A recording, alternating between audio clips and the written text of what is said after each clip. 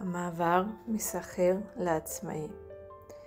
אני משחררת כל תלות בעבודה כשכירה ומאפשרת לעצמי חופש מלא.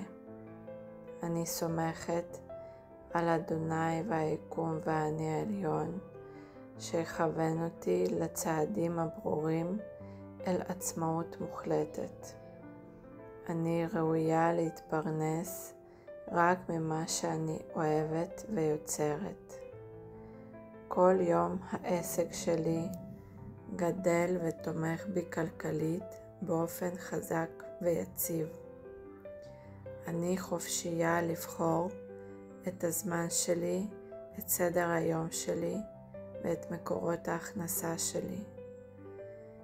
הפרנסה שלי זורמת אליי בשפע, ללא תלות במעסיק או במשרה שכירה.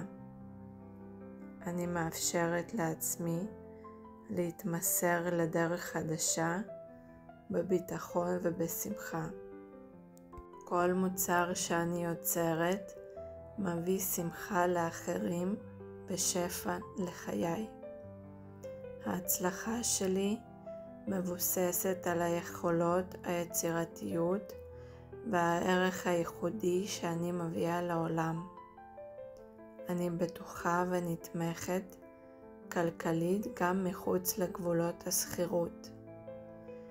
אני מתנתקת באהבה ובקלות מהמקום השכיר וממגנטת לעצמי חופש, שפע ורווחה כלכלית.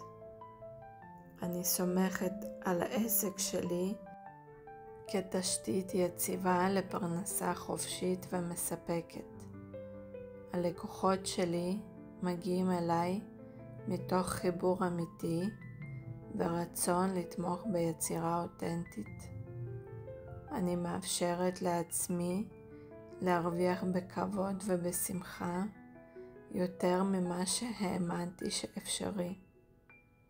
העסק שלי הוא ביטוי ישיר של שפע שאני ראויה לכל הטוב בעולם.